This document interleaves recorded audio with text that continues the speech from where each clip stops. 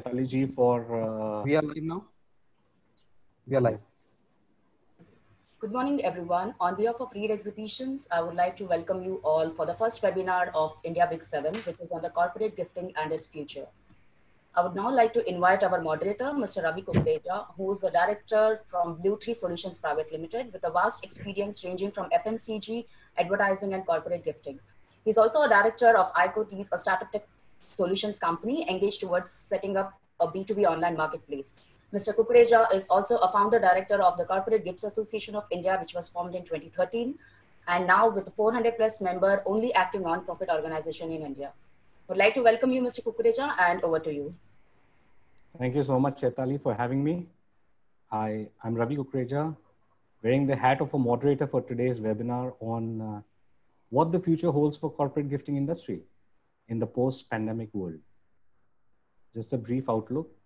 As India settles down to the current reality of isolation, while the response to COVID-19 takes effect, corporate gifting is yet another area seeing a dramatic change. The industry is facing many challenges aroused due to this lockdown. Availability of gifting items, demand and delivery, prevention of infection, hygiene, and cleanliness practices are some of the major concerns that need to be addressed. Our esteemed list of panelists today would be shedding insights on how does the COVID-19 affect the corporate gifting industry and the roadmap going forward in general, briefly touching the effects of economic slowdown, social distancing, shifting focus to health-related corporate gifts in particular. Without further ado, we invite our very own Mr. Rajesh Gupta ji, CEO Nia Creations. Rajesh Gupta ji is a chartered accountant by qualification and a strategic salesperson at heart. Rajesh ji runs Nia Creations, a corporate gifting company. He is also one of the founder directors of CGAI, Corporate Gifts Association of India. So besides the generic questions that we posted earlier, I want to ask you a specific question, Rajesh ji. Sure. Am I audible, Rajesh ji? Yeah, sure. What is the impact of COVID-19 on the gifting industry? And how's the Corporate Gifts Association of India, CGI, which is the only active association with 400 plus members, helping its members combat this slowdown? Sure. Thanks, Ravi. And thanks for the introduction. Greetings and regards to the respected co-speakers, Ravi for doing the honors, India Big 7 for giving me the opportunity, and each one of you friends who's devoting their valuable time to this session. Views expressed here on are my understanding of the situation, and I don't claim to be an expert on the subject. I'm one of you. I would take 2 minutes to summarize the current situation before going on to my understanding of its impact on corporate gifting.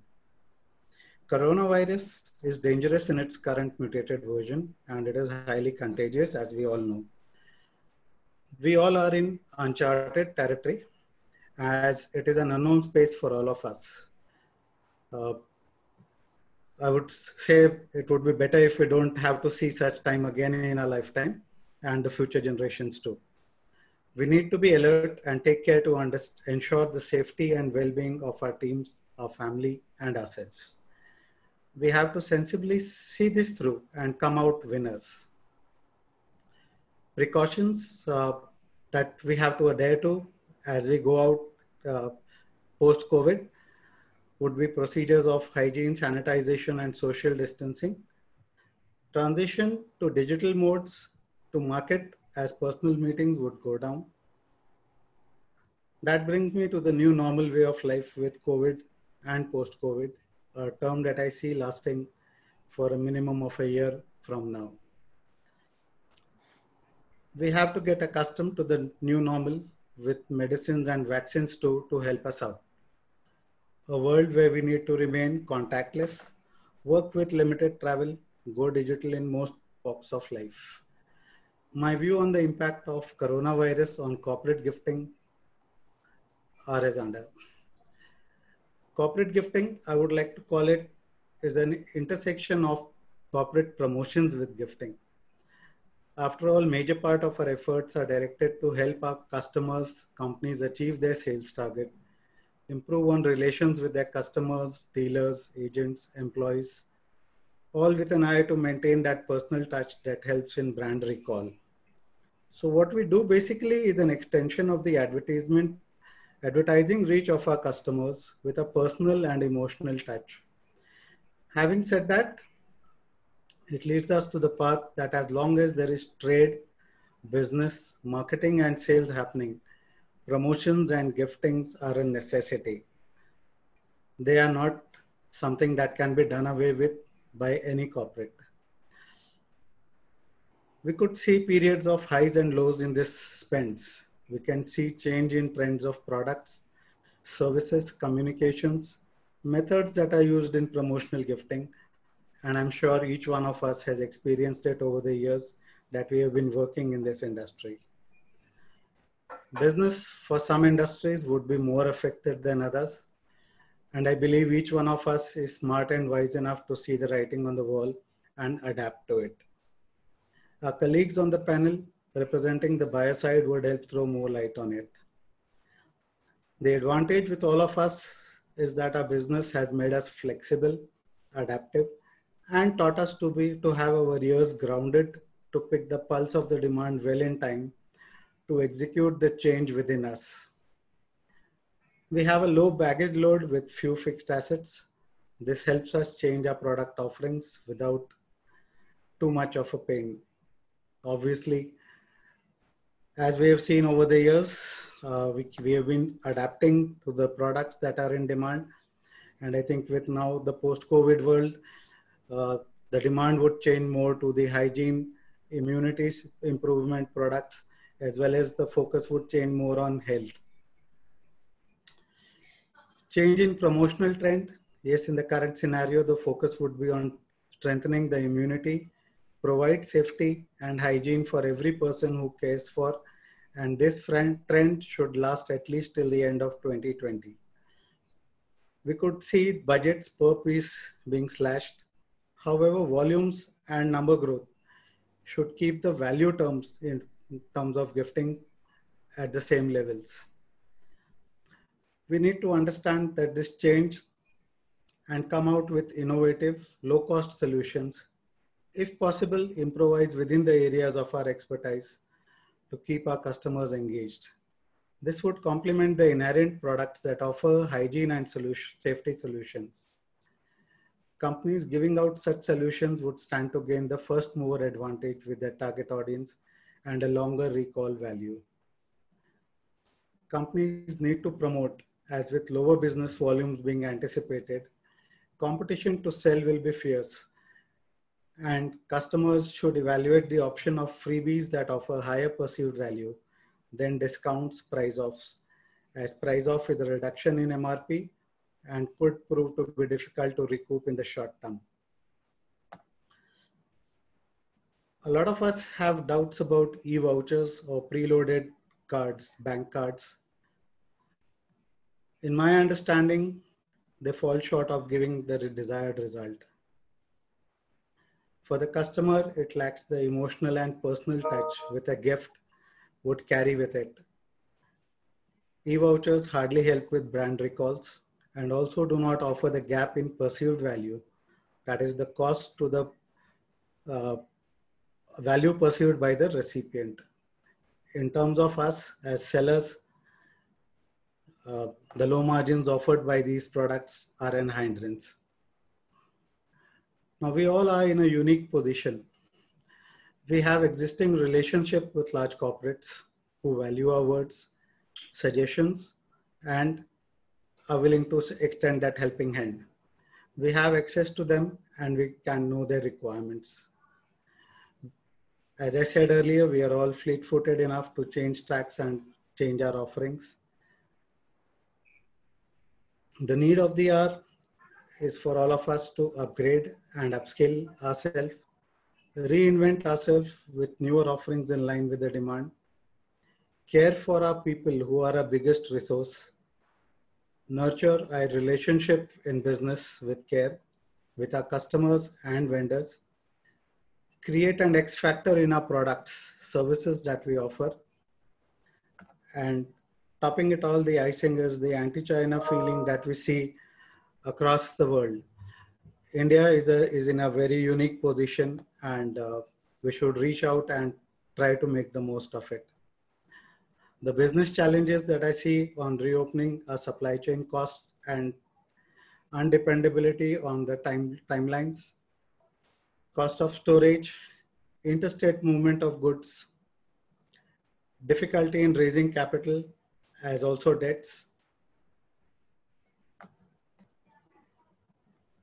Business opportunities for us are the good talent could be available at much lower costs. And the biggest opportunity for us today is to collaborate. I believe nobody in the world is perfect and complete. And this is the time for us to connect and collaborate with each other and work as a group. CGI is the platform, an ideal platform to help you do that. It's a platform for everybody related or connected to gifting, whether he is a manufacturer, a packing or an ancillary industry, or service providers like us who are the last link in the chain and who understand the customer need and are in the best position to provide them solutions. With 400 plus members across the country and zonal committees in all the 4 zones of India, and the only platform for corporate gifting parties in India, I believe CGI is the place to be. We hold sessions to upgrade our skills. We are currently holding sessions for each member to introduce himself and his offerings. We have a group on Telegram where people can do their own promotions, as well as connect with other members, share inquiries, and get options, as well as sell their products. For more information and details, you can mail to info@cgi.in, or you can call Ritu Gandhi on 9082697472. Tough times don't last, but tough people do. So be tough, be positive. A new era awaits us. Keep up the Josh buddies. Jai Hind. Over to you, Ravi.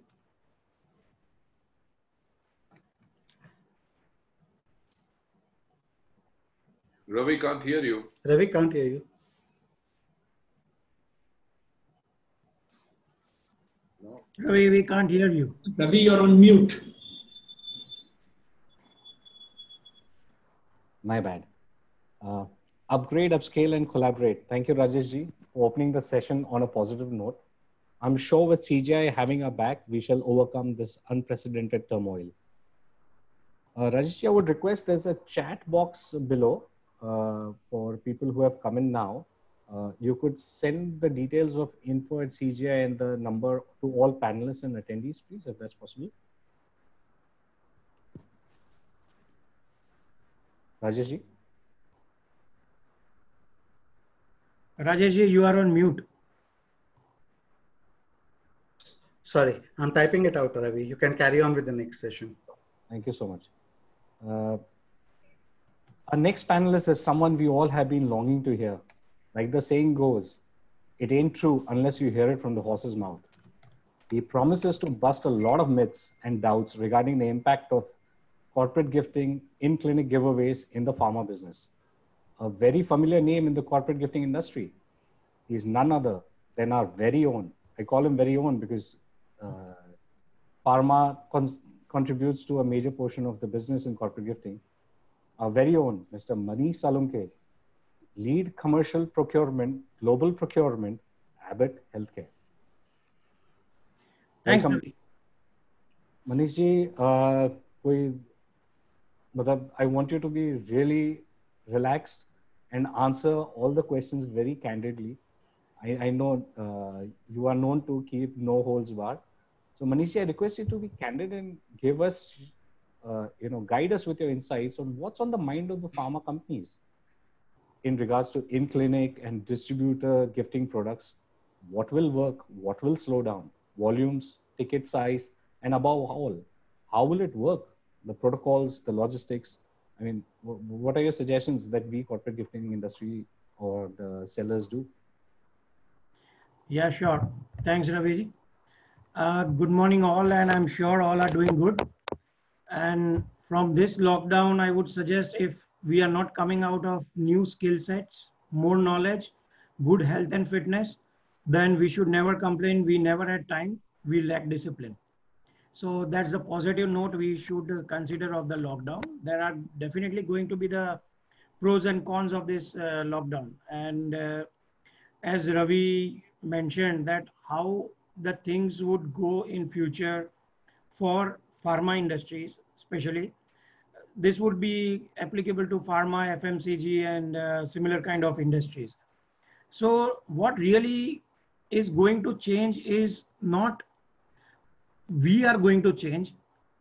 All the people who are associated as a partners, as vendors, they need to change. They need to come up with something new. They are going to come up with the new ideas that is going to change the dimensions of pharma. So definitely the spend part is not going to decrease much in pharma space on the gifting part, because pharma is doing well, and gifting and in-clinic products, definitely they are given as to make a connect between your customers and boost the sales. So definitely we are going to see as a pharma that our supplier who is associated with us, we work with them, and moving forward, as Rajesh ji told, and many questions I am receiving on the question answers, that how will people move around.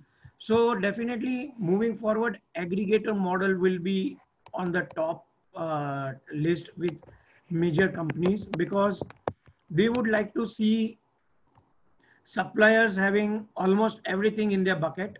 So they work as an aggregator model. So everything is at one stop. And that way we have less contact with the salespeople as well as from my product managers. So digitization is going to be a very big change in pharma world. So in terms of digitization, we are looking at, as a buyer, we are looking at more and more e-catalogs. We are looking at more and more e-meetings, which is going to be a new normal.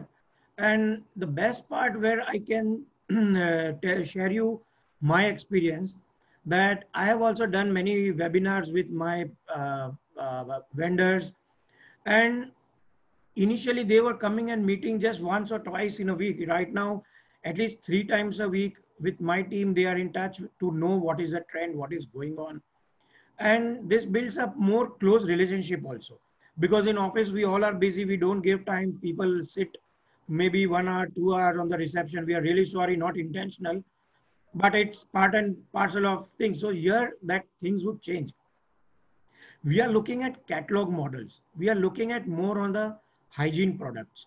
It's not that other products are going to vanish from the kitty or from the bucket list, but you need to come up with more innovative ideas, because you are going to teach us. You are going to teach us what is the new normal. You are going to market the new products. You are going to market how these products are going to be useful to make connects to our people. And definitely we are looking at the SOPs that each individual vendor is going to follow. How is he going to start his dispatches? How he is having the hygienic condition? Yes, there may be some cost attached to it, but I'm sure, like current scenario, the cost may set off with less people. You guys will be working in a more smarter ways. So cost, even paying little bit more premium with some suppliers who are adhering to the quality, to the hygiene process, is going to play a very big role, because that indirect cost is not a cost which any pharma company is going to look at it. It's a penny wise pound foolish, I can say. So I suggest that we are looking at a lot of changes from the approach. Earlier, it was more of personal meetings and relationship management. Yes, this industry is relationship driven. It is relationship management, because you need to have more connects to know your products. Product managers need to know what new things are coming up. So you need to connect them over e-catalogs. You need to connect them on e-sourcings. Also, where I have seen many suppliers, they're coming up with an innovative approach of designing their products with a 3D view, And this is going to definitely boost up because things are not going to stop. Things are not going to minimize. But yes, more concentration for next 1 year would be on the hygiene part. And that is going to be the key drivers for any suppliers. Also, the way the people are going to approach with their products, that is going to play a very big role in industry. So this industry definitely is going to see a big change post-COVID. So post-COVID, we don't know what is post-COVID, but we need to start gear up right now. And we have to start marketing, you need to start marketing your products on e-platform. You need to start discussing on an aggregator model that what you can give at one single bucket, that everything you have in one same bucket. Definitely industry is going to change. So I am not going here to predict anything. What are the future products that industry is going to buy?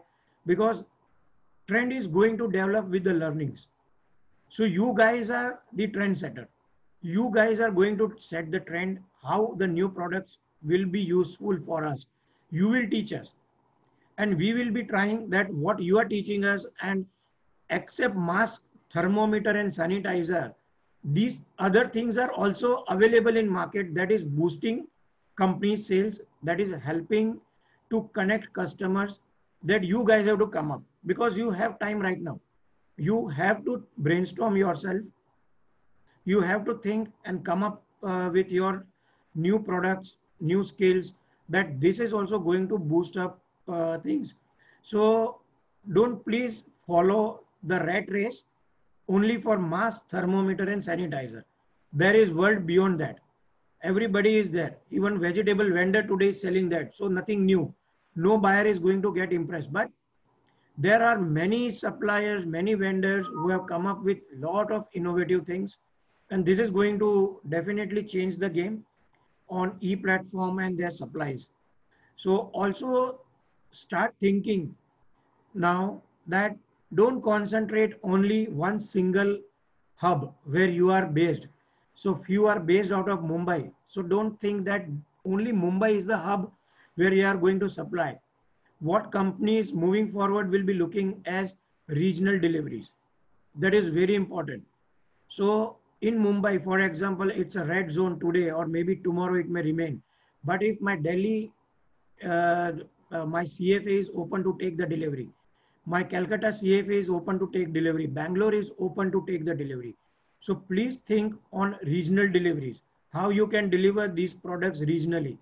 And that is the key success for next few months, because this is going to happen very soon. Companies are going to expect regional deliveries through e-catalogs. Quality checks are definitely going to happen there, but it would be more on the past records of the suppliers who are good on their quality, on their support and their policies, what they have supported and what is their track record. So definitely this gifting industry, I'm sure it is going through a tough phase, but this phase will pass because you guys are going to come up with the new things and the new innovative things, which you are going to teach us, that these are the products which will help you and your organization to boost up. Also my distributor model, which is a very big spend, you are going to come up with your ideas that what are the new product lines that we are going to, which my distributor are going to get benefit from those products. So I'm looking forward for a lot of learnings. We are on a learning curve, and please don't stop thinking. This time we have got to brainstorm, come up with a lot of new ideas. It may be any idea. Any idea is not stupid. Don't think that people will laugh. It may get big blockbuster. So come up with ideas, come up with stupid things. We are okay to evaluate, and we see forward that what support we are getting from our partners in terms of hygiene, in terms of operating procedures. Definitely it's going to help industry and help us, because we all are together. if you are not going to perform well, we are not going to perform well. We are not going to deliver, because India is a very different country. Here, what you give, then it speaks, because that is the thing which will help anyone to sit across the table. So when a distributor is getting some incentive, he is interested to get motivations. Similarly, if they come up with some new in-clinic products, my HCPs, my doctors, they are going to discuss and open the discussions with my people, even on the e-meeting.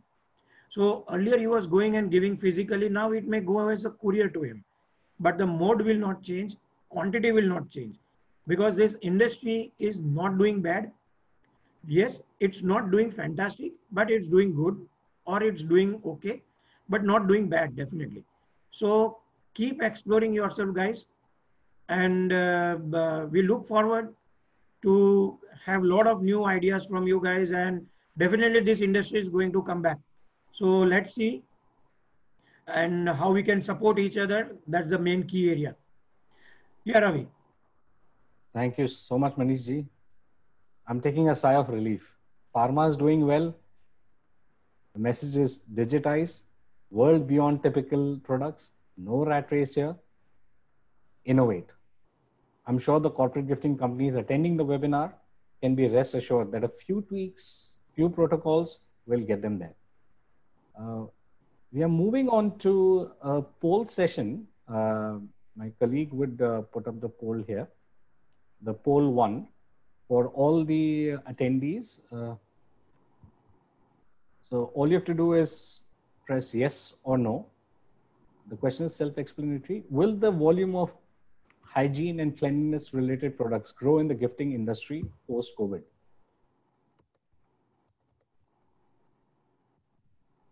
I'm sorry, the host and the panelists cannot vote, so it's only for the attendees. Yeah, so we are not able to press the option. I think some error. Yeah. So panelists and hosts cannot. It's only for the attendees, sir. Okay.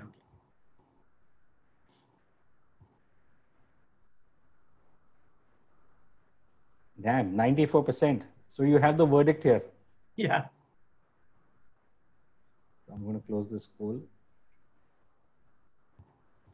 Okay, moving on to our next speaker. Our next speaker is an engineer, husband, interventionist, IIM Ahmedabad management graduate, strategist, marketeer, voiceover artist, restaurateur, learner, thinker, dreamer, critic, golfer, free speak enthusiast, and writer with a career journey of over 25 years across industries. He is head alliances and e-business of a 135-year young Swiss company, Victorinox Private Limited, presenting Mr. Saugato Banerjee. Thank you, Ravi. Thank you for your kind words and your introduction. And I also like the bit of 135 years young. Thank you again for that. Yeah, you have anything for me, or should I start with whatever I can speak at the top of my head? Of course. So you're free to speak whatever is on top of your head, as long as it's motivating. Okay, the specific question that I have for you, Banerjee Saab, is in 35 years of existence, 135 years of existence, Victorinox has seen it all. The Spanish flu, world wars, the Great Depression. In today's times of globalization, with so many Swiss brands already in the market, what do you see Victorinox? How do you see Victorinox surviving this? I ask you this in particular since you as a company have the survival instinct, been there, done that. How do you see the future? Okay, thank you, Ravi. Good morning to the panelists. Good morning to everyone who's joined us. I can see a participant count of 540, 541 right now. So good morning to all of you all. Thank you for this opportunity, India Big 7, Reed Exhibitions, to get me here on this panel to speak about whatever little I can share with you all in terms of my thoughts. I will try and frame my answer in three parts, Ravi, the beginning, the middle, and the end. I'll just touch upon briefly as the global situation and scenarios prevalent at these times at the beginning. In the middle, I would want to answer your question in terms of how Victorinox plans to plans to combat this. And I hope I'll end at a good note. So, and a positive note. So, yeah, to begin, I think, in the history of our world, what we have seen is in crises that, that has existed so far, we people have always found opportunities. Now, this is such a time that we will have to find opportunities, because that is so much more necessary for us today. Otherwise, we will just stay where we are. And staying where we are, obviously, is not an option right now. So how does one do that? I guess all of us, including a 135-year young company like us also have to, kind of do our bit of thinking on that we have to reinvent ourselves. I guess everyone, like Manish, you were just speaking, that unless there is innovation, unless there is some amount of reinvention that is happening, I guess the old normal will cease to exist, and there is a new normal which is upon us. We are already, kind of making do with it, adapting to it, living with it. I think earlier the paradigm was the bigger fish always ate the smaller ones. I think that's set to change now. I think today the faster fish is eventually going to eat the smaller one. By that I mean that only two types of businesses, as per my thinking, will exist going forward. One, businesses as well as business leaders. One who will adapt very quickly to the changing times. And the other will be who will write new rules of the game and build businesses. So unless these two variants exist, or I would rather put it this way, that these are the two variants who will take the world forward. Anyone who would want to remain in the old normal, like I just said, will kind of get left out. Because today, the world is in a crisis. World leaders, all global leaders are having to choose between livelihoods and lives, which is not a very good choice to have in the first place. And we are seeing this happen all across us. Businesses are taking a beating, large giants are following, people are losing livelihoods, pay cuts are rampant. Very big corporate giants as we knew them are looking at a very steep climb ahead. Just to state an example, Maruti, our biggest car manufacturer in the country, with more than 50% share, did not sell a single car in the month of April. I don't have the May figures, but they did not end up selling a single car in April. So, yeah, I mean, things are bad as of now, but obviously there are sectors who will, I would say, bounce back, or I'll say, chart new courses. We will have online education who will see new highs. E-retail will see new highs. BFSI will see new highs. Pharma, like our friend Manish just mentioned and gave us a shot in the arm, that pharma will not reduce spending, which is very good news, I guess, for all of us. Healthcare, insurance, these are the sectors which I think will definitely, amongst a lot of others, I think these are the sectors which predominantly are top of mind, comes in the sense that will do very, very well in the future. The maps of the worlds are getting redrawn. The world is getting flatter. I guess the world is even more flatter because everyone has to hold each other's hands right now. We are all in this together, and this is not just a India-centric thing. This is, I guess, a world-centric thing where everyone's having the same headaches. I think, because the customer or buying sentiments would be low, I think there would be substantial spending to boost demand. And that is where I feel that customer and channel gifting will see highs, or bigger highs than we have seen earlier, simply because of the sentiment, the public sentiment in terms of purchases and so on and so forth being low today. I think that's one sector where we'll see. But having said that, I also feel, like Rajeshji was mentioning a little while back, that there is a very strong anti-China sentiment that's prevailing right now. I can speak for myself. Two multinationals that we are speaking with currently for their internal need for gifting has very categorically told us that if your products are getting manufactured in China, we are not interested to deal with you. So it's as clear as that. And I think the sentiment is going to grow. I think like last night, our beloved Prime Minister, Mr. Modi, said that we need to be self-reliant.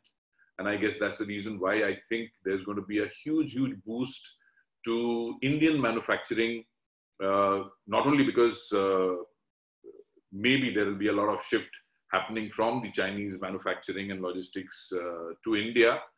Time will tell us that, or time will show us that. But I think it is really a phenomenal trigger for all of us to become more and more self-reliant and not be dependent. So that's something which I see.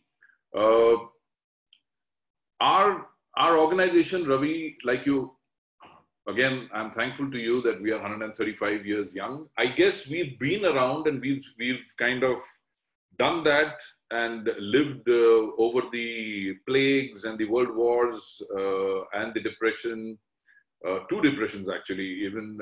And I would like to add this also because we are, as I'm sure all of you are aware, the manufacturers of the iconic original Swiss Army knives. And the other pandemic, if I may say so, was 9/11 for us. Because after 9/11, what happened was our Swiss Army knives, which used to get sold at airports internationally by the thousands or by the hundreds of thousands, suddenly are now not allowed anymore to be sold at the airports. So that was also a big jolt for us way back after 2001, post 9/11. But we've kind of braved that. We are no longer a 135-year-old Swiss Army knife and cutlery or kitchen knives manufacturing company. We have diversified into travel gear. We have diversified into timepieces. We have diversified into fragrances, making us more of a lifestyle brand, which kind of, hedges our risks because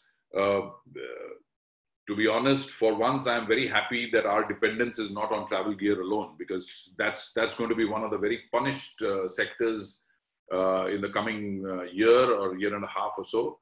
So travel gear per se is something which I guess the entire ecosystem of travel is going to take a hitting. It's going to take a hit, be it whatever kind of travel, be it business, be it leisure, family, vacation, so on and so forth. But what we are seeing now in terms of, to answer your question, we are already seeing a very huge spurt happening on two of our products. And that's, I'll give you the reason why. Two of our products are our kitchen knives and our Swiss Army knives. Because of the last couple of months that all of us are locked up at home, food and cooking has become a very big point of discussion. I guess more men, I don't want to sound sexist here, but more men have tried their hands at cooking in these last 2 months than ever. On YouTube, the followers for home chefs cooking dishes, for celebrity chefs cooking dishes is phenomenal at an all-time high. Because I also look after the online business, I can say this with a certainty that in spite of the supply chain today, the logistics today taking a big hit as far as the online business is also concerned, because the Amazons of the world are not able to supply everywhere because of the red zone restrictions. But there is, I think, a 5-fold increase in our kitchen knife business already. That for us is a utility product. I don't know whether we are going to get into PPE kits or we're going to get into masks or sanitizers. I don't think we are going to. But we are repositioning our businesses into this, that already existing channels of business that we have are now seeing a huge fillip. And kitchen knives, like I said, is one of the examples. We have a huge catalog of kitchen knives, starting from a very basic kitchen knife, which we call as a paring knife and a peeler and a grater, to very high-end chef cases and so on and so forth. The other product category, which is our iconic Swiss Army knives, which we so far also associated with guys who are outdoorsy, guys who are going camping, hiking, and so on and so forth, has also now turned on its head, simply because now we are not getting any labor at home. There's no outsourced help. So there's no plumbing that's happening at home. There's no plumber who's coming home. There's no electrician who's coming home. There's no maid who's coming home to do the odd jobs at home for us. And the multifunction, multi-tool Swiss Army knife is now become a man's best friend to do the tinkering at home. So if he has a leaking faucet, he knows what to fix it with. So these are two categories which we are seeing a huge light of day right now as we speak. And the numbers every day on my online business, the inquiries that we have already started getting for these two products for corporate gifting are very, very encouraging for us. Absolutely encouraging for us. So, and also why I say this is because in spite of e-commerce being such a large segment of business, we are less than 5% of the entire retail business in this country, vis-a-vis 16% in US and about 30% in China. I think online, virtual, catalog selling, catalog business will be, again, because of the social distancing norms and so on and so forth, is going to become a big norm going forward. That's something which I feel we have already initiated that business a couple of years back, and we have seen very, very good results and very heartening results for us. But that's something which I think is even going to take off further. I don't know about the e-vouchers. That I can't comment on, simply because we are not yet into it. But as far as the catalog business is concerned, that it was on an upward curve already, and it's climbing even more steeply for us. My ending would be that, yes, it's going to be tough times. It's going to be tough times for everyone around the world, and that's what we are seeing, because the situations is as we say, is unprecedented, and in our lifetime we haven't seen. In fact, on a lighter note, in the last couple of months, the usage of the word unprecedented has also been unprecedented so far in the history of our history of humankind. That we haven't used the word unprecedented so many times in the last couple of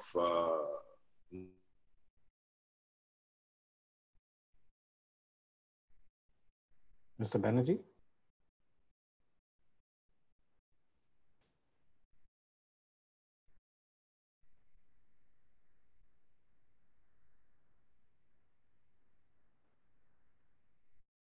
Have we lost Mr. Banerjee?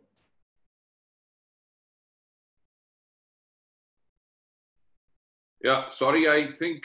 Yeah. Hi. Yeah. Am I with you all? Yeah, you are. Yeah. So my last few words is that I am an eternal optimist. I have tremendous faith in human resilience, human innovation, human adaptability, and the capability to fight adversity and come up top. So that's something which I am, whether we end up selling medical equipments and PPE kits or masks and stuff like that, whether social distancing is going to be will be limited, will be limiting our movements. Yes, all of those things are going to happen. Life to come back, I don't even know whether we will ever come back to the old normal, but life to come back to some kind of old normalcy is going to is quite far away. But in the current scenario, I think we will get through this, because I feel that even the darkest hour, as it said, just still has 60 minutes. So the 60 minutes will pass. And like Rajesh ji said, that we just need to be positive. We need to be very, very, instead of kind of beating our chest and crying hoarse about how this has hit us, I guess we need to be strong. We need to have faith. Things are going to come back to normal. And I guess we'll heal. The earth is healing right now, thanks to all of us being at home. I'm sure we will also heal. Thank you. Thank you, Banerjee Saab. So the key words to take away is find new utility to existing products. Yes. Just as a caveat to all the attendees, the Swiss kitchen knives are for cooking purpose only. Don't get too imaginative. Yeah. Ravi, just another point. You had mentioned that there are already Swiss brands, other Swiss brands. I think in our country we find a lot of wannabe Swiss brands, if I may say so. A lot of Me Too Swiss brands who are, I really doubt their pedigree, and most of their products are getting manufactured in China. So I really don't know, because I think going forward, customers are going to become far more discerning. They are actually going to, they are going to be more value for money driven. And I think they're like, as per this is wishful thinking maybe from my part, but I think they're going to, the wannabe Swiss brands that I'm just mentioning or talking about will have a tough going, because again, like I said, that unless you have your fundamentals in place, which I believe we have, and hence we've been around for the last 135 years, I think the going is going to get tougher for them. So continuing with that, survival of the fittest. Fittest, yes. Fittest. Faster to get bigger. You've got to get faster to get bigger. Be vocal, buy and sell local. Right. We have a small poll after this. Could we have the poll number 2, please?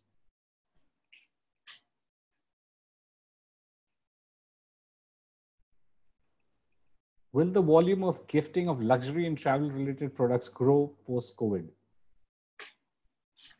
I request all the attendees to press yes or no.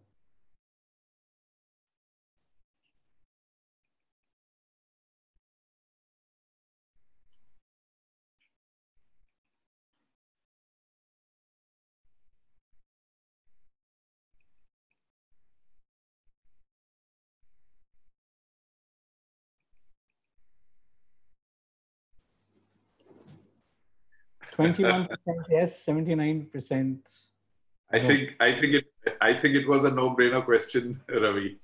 Yeah, but there are a few optimists. So which is very which is very heartening to see. I'm very, very glad and to see 21%. We are questioning vote. We are questioning this about post-COVID. So I'm sure that after we're done with the sanitizers and things like that. Yes. It'll come back. Very heartening for me, because it kind of sets confidence on our travel gear. Yes. Moving on, the next on our panelist is Mr. Nikhil Ranjan, Managing Director, William Penn. Nikhil is an engineering graduate. In 2002, Nikhil established William Penn, a retail store for high-end stationery. Today, William Penn has 30 outlets across India and 15 shop-in-shops trading in few select international brands of writing instruments and men accessories. To Nikhil, it's not all work and no play. Welcome, Nikhil. Thank you. Am I audible, Ravi? Yes, you are. Nikhil, I have, we've been talking about digitization and, how technology is important for most of the corporate gifting product companies to, have their listings and e-catalog and all that. I want to ask you the question about what is the cost of building this technology? Because a lot of people here, I'm sure they're wondering that they have had that face-to-face relationship-based kind of clientele, and now to move on to digitization, the technological changes, the cost of building it. I mean, this is the industry demand. So, how do you think is the cost going to be apportioned, or more from you? Sure. Hello, everybody. Very happy to be on this panel and share my thoughts. Thank you, Ravi. So my answer to this question is that we must first understand that we are living in a new world, in the post-COVID world, and the writing for us is on the wall that everything is going to be largely digital. Even someone like Manish from the industry very clearly said the number of in-person meetings are going to reduce and things are all going to be through digital means. So one of the first things that we all need to understand is whether our businesses have aligned costs towards the new normal. So what do I mean? So if we had an army of people who were doing in-person meetings, maybe that's something that you want to look at very closely and look at spending more on digital means, right? Earlier, we relied on in-person meetings to establish these relationships with our buyers, with our customers, and that will not be possible in the future.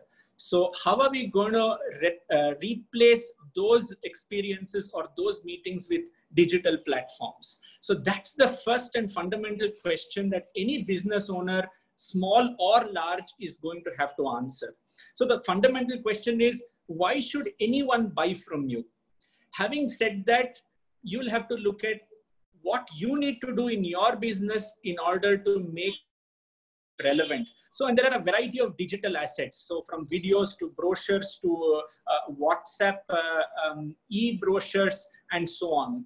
But what's important is to choose the asset that is relevant to your business. Because, for example, you want to build a website, and everybody today is rushing to build a website. Website building could be a very expensive proposition. So there could be many other offers, many other possibilities to build digital assets and not go the website way. The second thing is social media. Today, everybody's on social media. If you look at the statistics today, the percentage of time spent on social media has gone through the roof.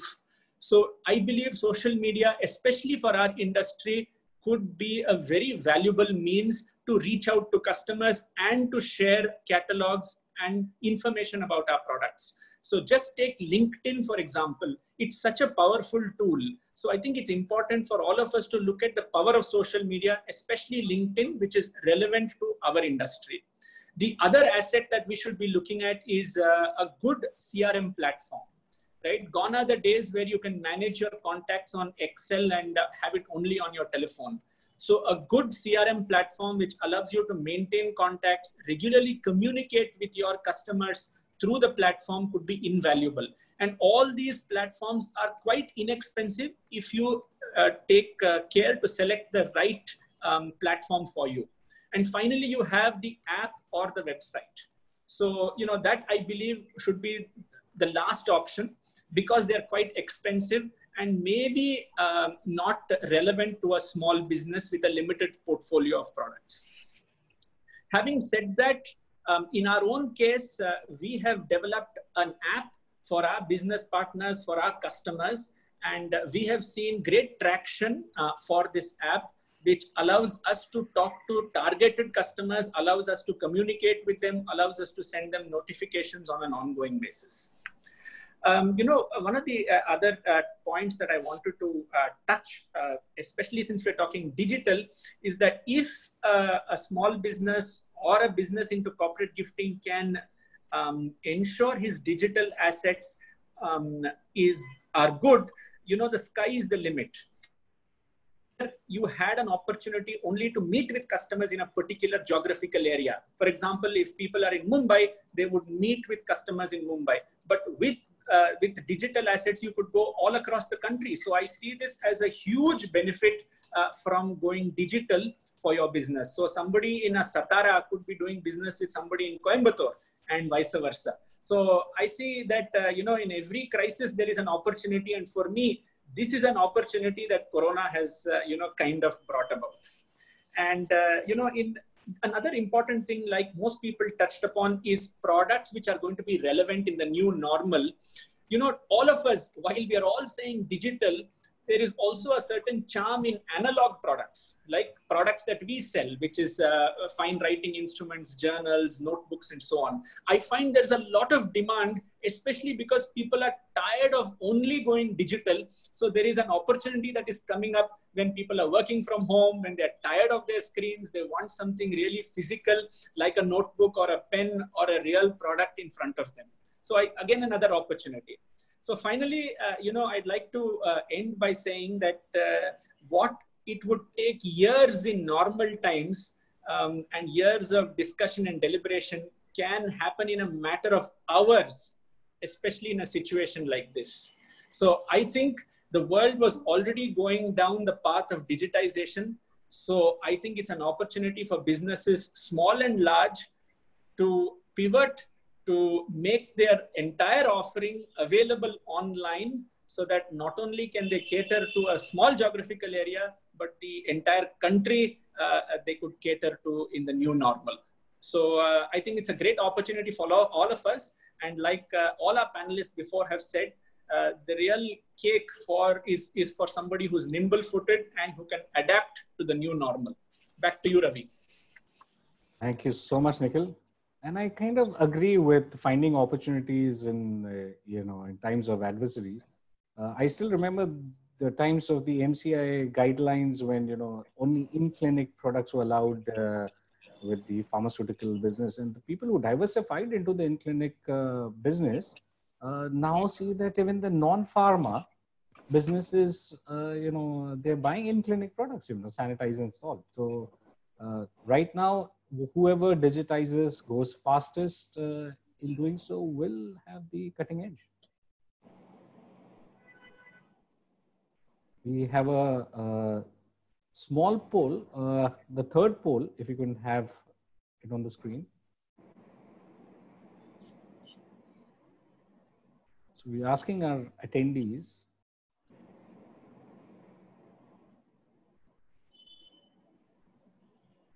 so are we as gifting suppliers or sellers geared up for these technological changes to cater to this demand? I mean, how many of us have actually thought about it, already going ahead with something like this, or are we geared up?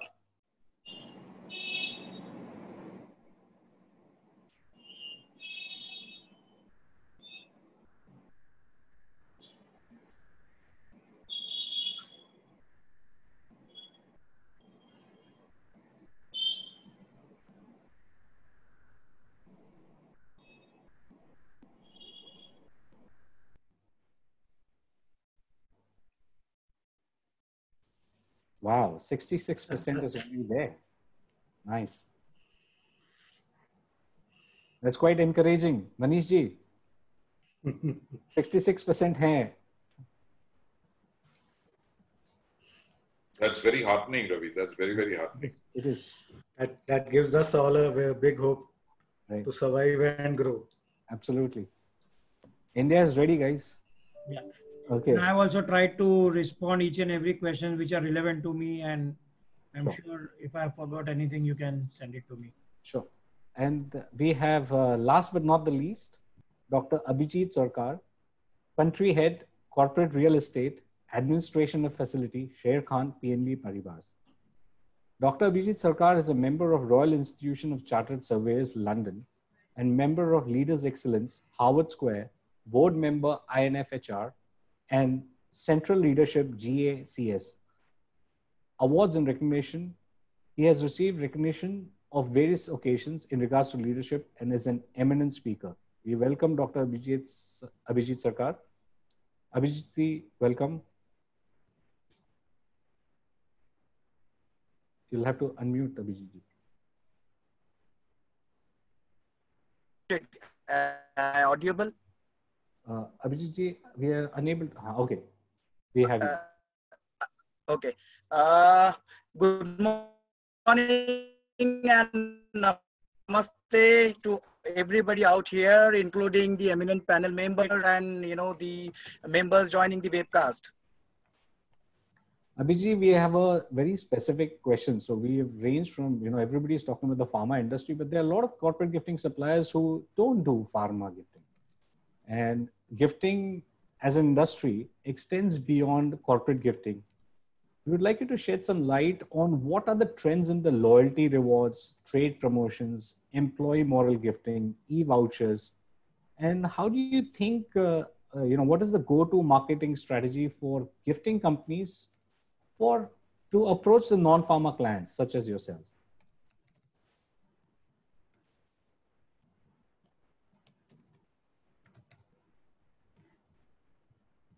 Abhijit ji?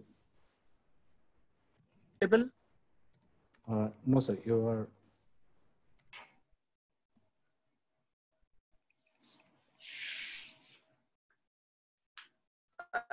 Am I audible now? Hello. Hanji, sir. Am I audible? Yes. Okay. Now So I would like to refer a decade back when a gift used to be a monotonous decision for every organization. Gradually, in last 15 years, we have seen a lot of transformation happening in the said nomenclature of terminology called gift. And gift has been, decategorized into various parts. One can be the occasional gifting, and then other are rewards and recognition and incentives program. So, anything given to employee apart from salary as a part of incentive, reward, or recognition, or as a gift is always laid back to a high perseveration level from employee. So although we talk about this unprecedented time, and we talk about the fear factor or the phobia whether COVID will eliminate or dilute the option of this industry, I think the answer to this would be definitely no. But for my apprehension or my understanding, probably the demand for gifting will go a bit higher as compared to what it used to be in the past, because there are a lot of opportunities which could not be explored. I'm sorry Like to interrupt, Abhijit ji, but I think your voice is breaking. Maybe it's the Wi-Fi connection. If you would check. One moment.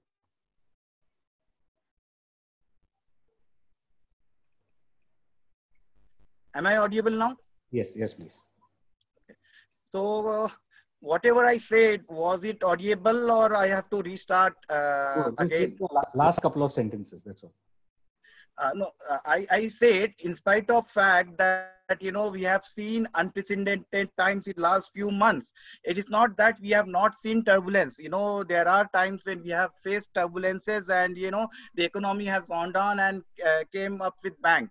So this time also will pass. But then, as every situation demands a unique solution. So this time Sorry to interrupt, Abhijit ji, but can you hear me, Abhijit ji? Can I suggest something? Maybe it's the internet connection. If you would like to stop the video and just the video, we could. If you would like to try that, maybe it's taking some bandwidth or whatever you're comfortable with.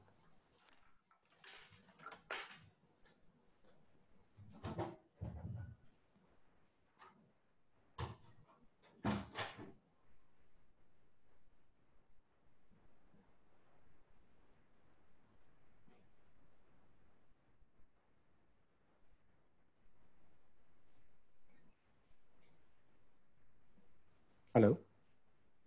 I think we have lost him. I can see him. Yeah, but that's a very static. I think we have we have him back. Abhijit ji, can you hear me, sir?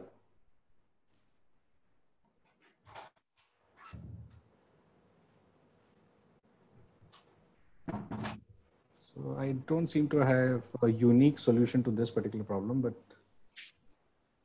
hello. So you're back. I can see you.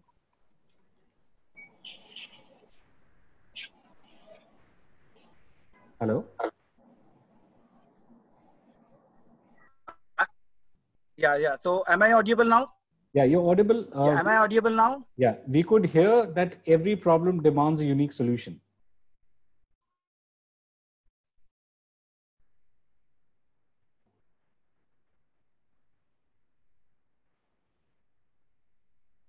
Yeah. Thank you.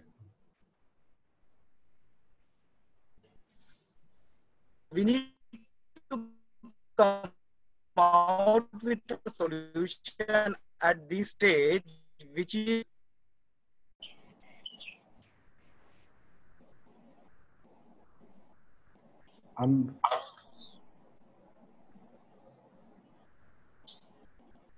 I apologize, Abhijit ji, but I think we'll have to move on. There seems to be an issue with the audio. What we'll do is we'll come back after the Q&A, and if time permits, we'll have you back if you all agree.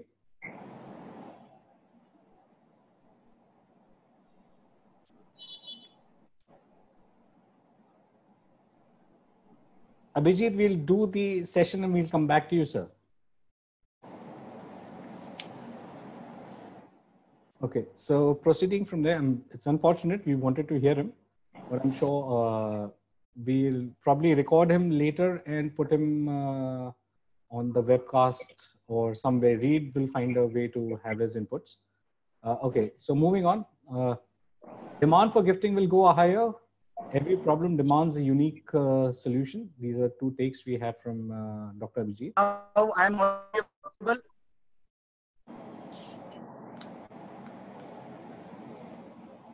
Abhijit ji? Haji. Yeah. Yeah, but there is, you know, your voice. Am I audible now? You're audible, but the voice keeps coming and going. Okay, no. So I will quickly touch upon the, the part of e-vouchers, what we would like to discuss about. Because today, what has happened, social distancing will definitely not allow, the mindset of people to adapt anything which will get into a physical delivery mode. So it's very important for, most of the e-commerce company to ensure that they create the visibility among the omni channels, basically. So what today we find is the strategy in regards to e-voucher by most of the brand in omni-channel needs to be upgraded, and at the same time the website of most of the e-vouchers company or e-commerce company needs to ensure that there is a B2B arrangement which is been portrayed upon. So now coming into the concept of e-voucher, it is not a new concept, to be very honest. If we see, this concept was already floated around 3-4 years back when it has received a very great welcome from, some of the sectors like, the marriage and, the other part wherein people have appreciated because of the fact and mostly looks for innovative items. The moment you are talking about gifting in physical, the limitation is the acceptance is not a very convincing in most of the cases. But when you talk about e-vouchers, it gives a probability to everyone in the family to choose an item of their choice. And while we know that the generation coming is going to be very technological savvy, it's very important that we try to prove which is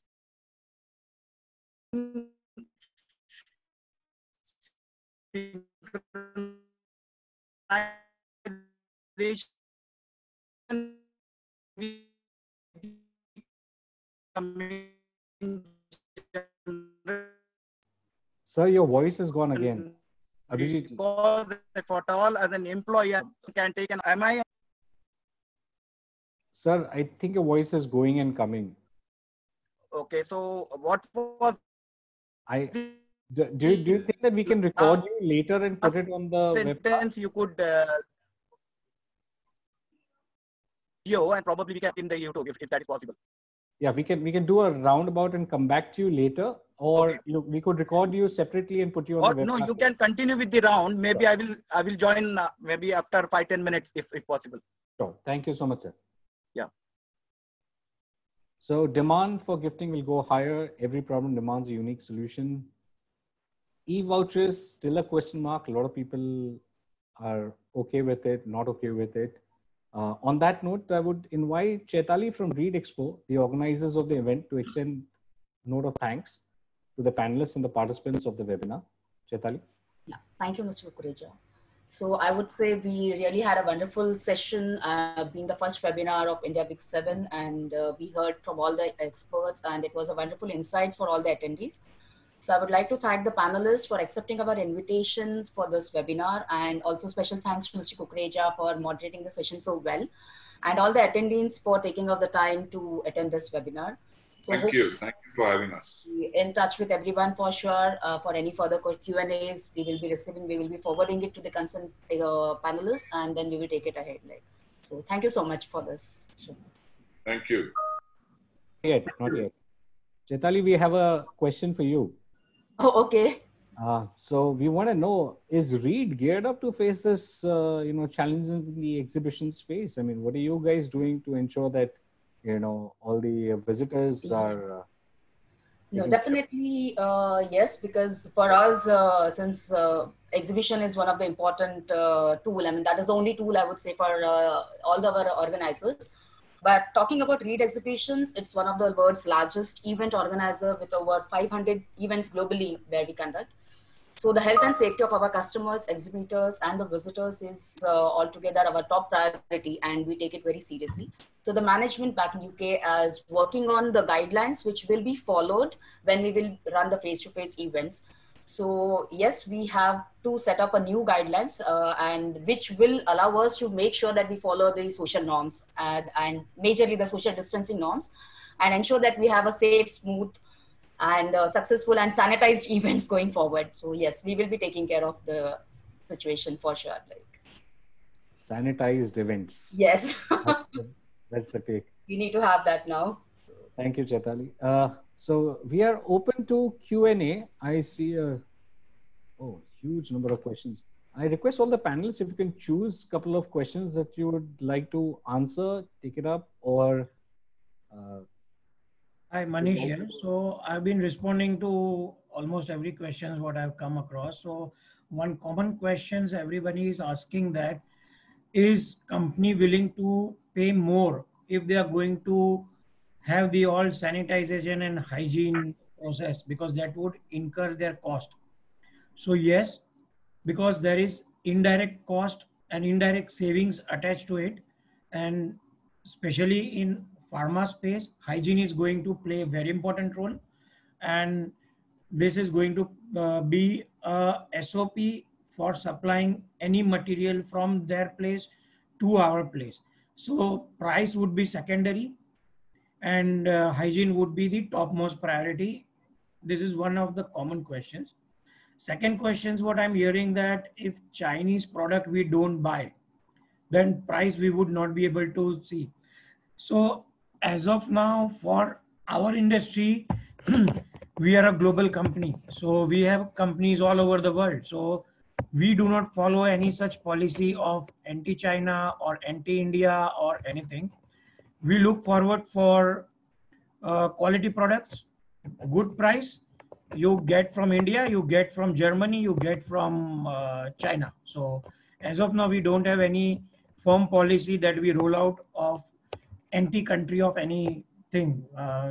So that is one question. And another one main common questions what we are getting is on the physical approach. So common question everybody is asking, that gifting industry, unless you take product in hand, you will not able to see the quality, because photos people will post jazzy and they will take the order. So I would let you know guys that जिसका handwriting अच्छा है ना, वो cross pen से लिखेगा तो भी same handwriting निकलेगा, और नॉर्मल रोड साइड पेन से लिखेगा तो भी सेम हैंडराइटिंग निकलेगा. So this is one myth everybody is having कि फिजिकल सैंपल्स दिखाएंगे तो होगा, and we are not paying anyone advance. If you are going to get, it is only one order, because I am not going to see the quality. My 10,000 HCPs, distributors are going to tell me the feedback. If you are showing something and supplying something, then second day you are out and your payment is also on hold. So I don't think that would be any criteria, because this is going to be the new normal. We all are going to work on the virtual studios, virtual things. That is also going to help. Third common question is that on payment terms, that can there be any relaxation? So I'm not sure. Mostly we follow 30 days MSME terms. So we as a policy and as a support, that during this time, we try to give more volume to our partners, so they compensate on the payment terms, and once they are in their routine, at least we don't have any payment issues. Everybody gets their payment in time. So it's a normal routine for them. So ours is a 30-day payment term. And advances, I'm not sure any pharma company is going to start with any advance. So you need to get geared up with more volumes and ask for more volumes that would compensate. So I think these are the three major questions coming common from everyone. Very well said, sir. The onus is on the suppliers. I mean, they have to do their protocols and quality. I'm sure companies would, undergo training, SOPs, protocols they would share with their vendors to ensure that they are properly trained before they, execute the orders. Yeah. So we have already come up with a policy, and we've started making calls with our partners. And I'm sure any good company with ethics, they will not make payment delay. We have also ensured that we have made some purchase orders, but they're not able to deliver. So they have shared their pictures with us. They have shared the details with us that it's 70-80% ready. So we are making partial payments to help them their cash flow. So I'm sure other companies will also be working on that front, because it's not that with your payment or payment crunch company is going to earn something more out of it. It's just a transactional and operational delay. It's never an intentional delay. So if you are going to work, we are going to work. Ravi, I just wanted to chip in with a point that I had in mind, not typically or not answering the questions that are getting asked, but taking from where Manish started speaking at the beginning, saying that for us now, I think innovation is going to be a very big propeller. We are already in talks. We do this quite regularly and frequently. Because of the premiumness of our products and so on and so forth. But I think co-creation is something which is going to see the light of the day going ahead. I think people are going to be, and it's a combination of how I see things happening and a combination of wishful thinking too, that I think the whole space of gifting will go several notches higher, because cheap is not definitely the best at any given point of time. So I think as long as, like Manish mentioned, that it is up to us as innovators or as brands or as manufacturers or as sellers to come up with goods, to come up with ideas where I think co-creation, and again I'm repeating this word, co-creation between synergies of two organizations, their beliefs, their philosophies, their ethoses. So it's like, it might sound very, very wacky, but let's say a Swiss Army knife going with Amul product. So Amul says that I manufacture cheese, curd, lassi, milk, and so on and so forth. It's like a multifunction Swiss Army knife. So, that kind of alliances, I think, will see more light of the day. I think that's where, again, like I said, that it's kind of wishful thinking also on my part, that we go there where there really is value created between two brands, rather than making this into a very run-of-the-mill gifting thing.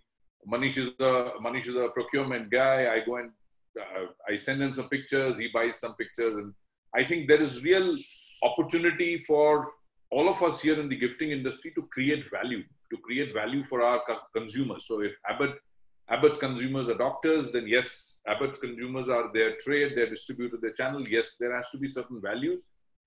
So far, my experience has been that gifting is more like a KRA given to a person who's supposed to do this, and that's about it. I mean, I've done my job, and I really, can't do much about it. But, it's typically like, when I want to sell a product, I don't want to discount my product. But when I want to buy something, I definitely will ask for a discount. So that dichotomy exists in all of us. And I guess that's the kind of dichotomy which I have personally seen, and I'm speaking for myself in the gifting industry. And I agree, sorry to cut you, but I agree, irrespective of the industry, not only pointing to pharma, but when you... I'm talking about irrespective of industry. Yes. So what happens is, what I see is, that when I'm going for a function, a marriage or a birthday or an anniversary, the gift that I would want to give obviously has to be very thought out, need not necessarily be super expensive or stuff, but it's a very thought out gift, and it kind of talks about the gifter too. But in the industry, I have seen gifting happening just like I mentioned, just like a chore. I mean, it's just a done thing, so go ahead and do it. So and here, like I mentioned, that it is wishful thinking also, that I want to see this change. I want to see real value being created out of this entire gifting. And that's the reason why, bespoke, co-creation, the alliances that happens, are much more, will get much more appreciated than plain Jane or plain vanilla gifting. No matter how wacky it is. Yes. The wackier, the better, rather. Okay, Abhijit, I'm glad to have you back. Okay. Allow me to pose a question to you, which is part of the Q&A. I think it will go well. So we try to touch upon a lot of industries already: pharma, non-pharma, essential, non-essential. We have questions from a couple of people here who are into the gourmet chocolates, artisanal chocolates, gift hampers and stuff. So they have a question. What do you see? So you could touch upon e-vouchers, everything, along with, catering to this particular industry of corporate gifting. Ravi, what I would like to say, as of now, as a corporate, if I have to give my individual view, I will say that, the fundamental of e-voucher is definitely going to get a lot of recognition, because, the mindset of people is still in the dilemma of COVID-19, wherein people are yet to recover from the, perception of, social distancing. And people will follow this at least till the time they are fully aware that, the virus has been permanently eliminated, because the trend is altogether different. So, somewhere or other, there will not be, a very comfort for anybody to take a decision on buying a product. At the end of the day, they would like to prefer having e-vouchers, whereas it is the responsibility for the e-vouchers company or the e-commerce company to collaborate with various channels and to ensure that they convince their customer that, the entire supply chain is a very well secured supply chain, so that, and they should come out with the catalog saying, if you take my vouchers, this is what the discount I'm offering, and these are the product which is available in the market of a different brand, and I can guarantee that, the product reaches to you with a level of security. So somewhere or other, I don't see that, product getting eliminated, but somewhere or other, the collaboration between e-commerce company and the, manufacturer of product need to come into existence. If you only talk about e-voucher, then their ownership lies with the buyer to explore his option, because he will definitely like to, ensure that I retain this e-voucher till the time of an expiry of a year or so, and I would like to see how things change, and then accordingly I try to explore the utilization in over a period of time. But then once, the e-voucher company comes out with an option saying, there is a opportunity available that this manufacturer can give you a safe delivery within a time frame, but the option is available only for 2 months, 3 months for you to redeem it. Probably that can work out to be a good customized collaboration between the e-voucher company, the product manufacturer, and the corporate. So what I believe is that, it would be more in terms of the logistics support that you would require. So e-vouchers, enables that logistics service to the end receiver of the gift. So that is something that e-vouchers enables. And if corporate gifting companies are able to bridge that gap, they would. Correct. But at the same time, e-vouchers company also should try to create, the visibility in the omni-channel. Today, what has happened, we find, most of the omni-channel don't have, a strong presence of e-voucher, wherein most of the brand or the, manufacturer would try to create that visibility for e-voucher company. And at the same time, the e-vouchers, their own platform, should create a visibility of a B2B collaboration, which is again missing. Today, most of the e-voucher company has got a huge platform for, exploring the B2B opportunity. which was not explored by them because they targeted only a segment. But now it has become, it is going to be an arm of a corporate wherein they don't have any physical activity happening. So the mode of gift for everybody is first priority would be the e-voucher. So, it is very important for most of the e-voucher company or e-commerce company to substantiate their innovation, to substantiate their technology, collaborate with the corporates and, approach corporates and update on products.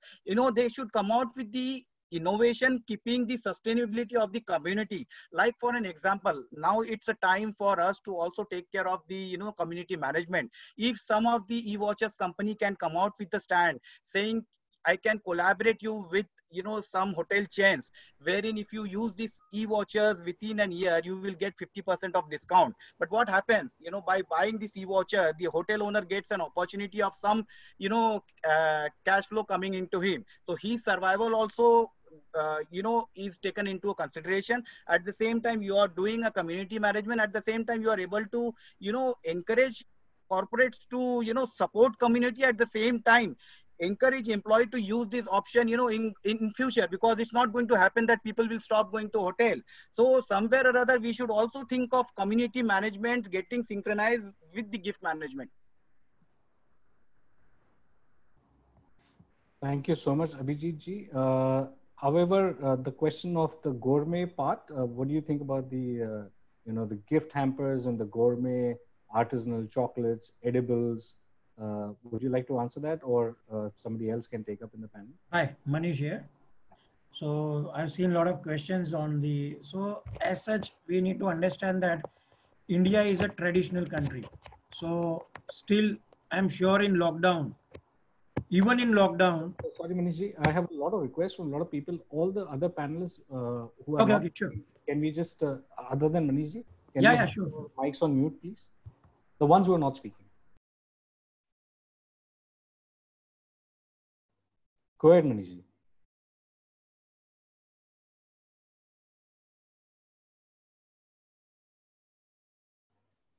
Manish ji, go ahead. Okay, you are giving me. I thought somebody wants to. I'm sorry.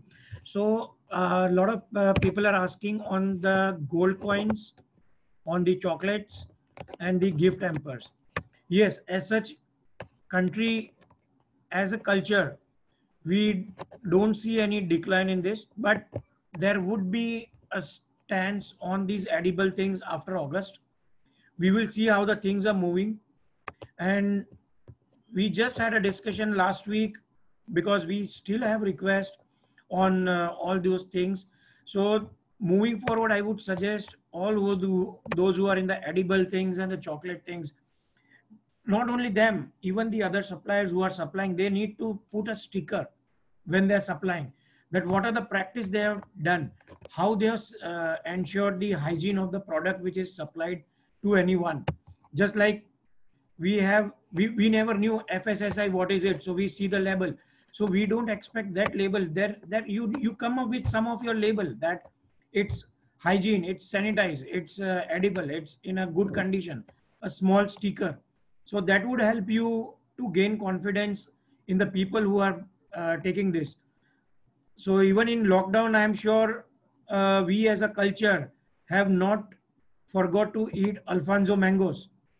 So so definitely this is not going to go out of the culture.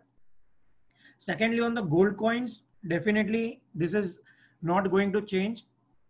Only it won't be the physical thing, and I'm not sure how many are doing physical gold coins dispatch, but we prefer e-vouchers. So gold coin is a very big demand from my distributor side, and this will not change because this is the thing which India is very passionate about, and I don't think that gold coin will be replaced by any other e-coins. So that industry and that demand of the vouchers is also not going to come down. I'm sure that will remain because that's an very added advantage to all my distributors. Thank you, Manish ji. We have Hitesh ji here asking about the trophy and awards. I would like to take that up. Hitesh ji, I think, the trophies and awards are here to stay. only the heroes will change. From film stars, it will probably go to doctors and pandemic COVID workers. I'm going to take up last two. Ravi, one question I would like to take up, if time permits. Please go ahead, sir. Yeah, so I've seen a question repeatedly being asked by a lot of people who are there on the show about the future about luxury gifts. Now, as I said in my earlier statement, that what we are actually doing is promotions, it's not gifting. I would like to elaborate on that and then come to the luxury gifting part. What we are doing is, I would say, incentivization of the employee, dealer, or the customer through our customers, right? So the companies that give out a gift, as we call it, is actually a fulfillment incentive being given out. I believe Mr. Manish and Abhijit would agree with that. And the gift has to be in line with the target audience. It has to be given, as Mr. Sugato said, in conformity with the sensibility and the acceptability with the target audience. Having said this, I would say the luxury gift segment could see a drop in the immediate future, maybe for the next 2-3 months, but it should bounce back, I think, in a bigger way. After that, once the entire economy is back to its normal. Nikhil, if you could add something on that. Yes, Rajesh ji, I would probably disagree with you slightly, simply because today, a large part of a corporate's budget goes into what's known as incentive tours abroad, right? And of course, events that they organize on a time-to-time basis in order to get everybody together. Now, all that budget, mind you, is available with the corporate, and they need to keep in touch with their customers, their associates, their partners and employees. So how do they do so in the post-COVID world?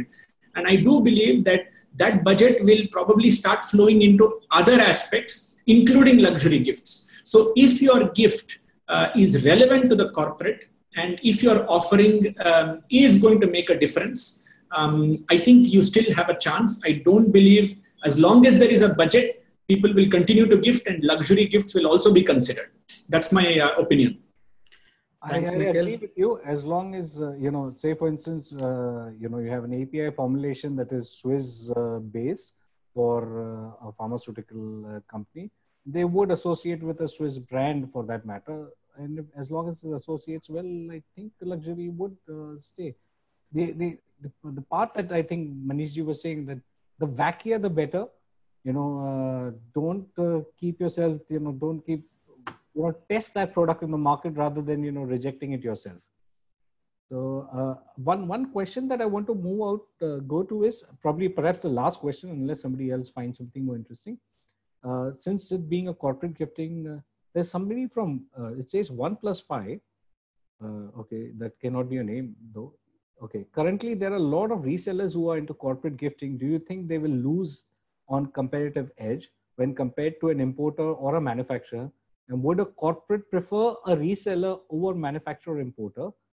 Or it will be the relationship that will matter post-COVID where budgets will be under stretch? So in simple words, would relationship matter, or would price be the sole deciding factor? Anybody who can take this, please. For me, if I have to give an individual opinion, relationship is something which is going to demonstrate, because at the end of the day, you know somebody since ages and you trust his capability, and you know that whenever he's going to stand with you at this point of time, he's definitely going to come back to you with all the precautions and all the parameters fulfilled, because there is a sense of trust established between both of you. So first priority would be the relationship, which will be given priority at this juncture, because you are having more comfort or trust on a guy who has been serving you for ages, and you know that he is somebody who understands your business, who understands your audiences, and keeping into the fact that the requirement of this trend, or the requirement of we are all aware that everybody is going to equip themselves to tackle to this situation, because the survival will be at a stake.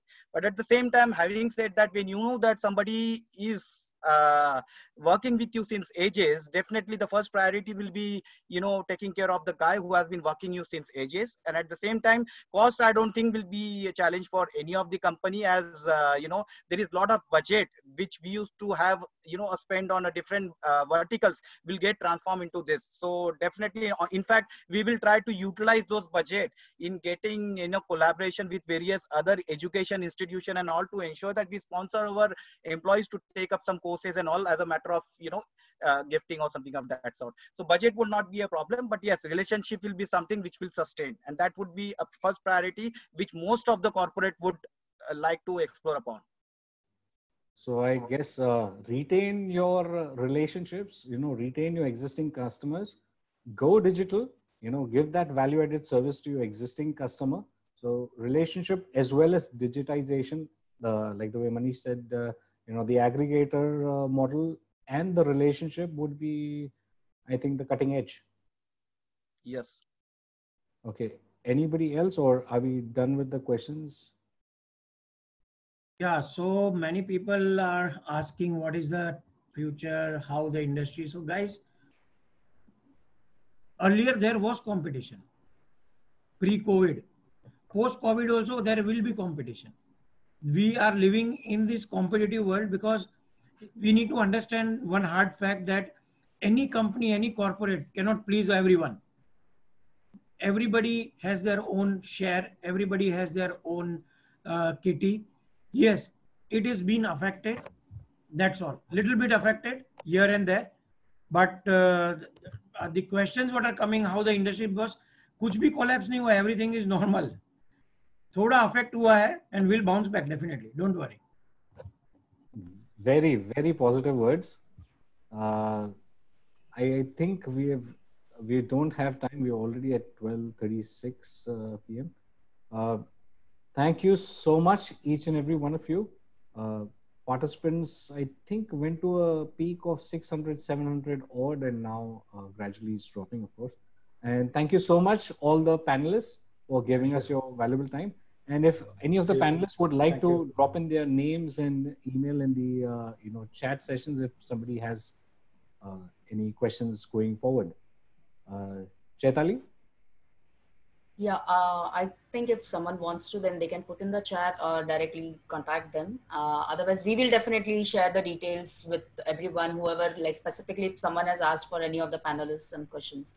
And I believe, Chaitali, you would also put this entire video, whatever live that we did today, on Facebook and other social media. Yeah, I'll check with the backend how it is, and we'll update. Probably put it on YouTube, so, you know, people who have missed it can, you know, the post attendees, as they call them.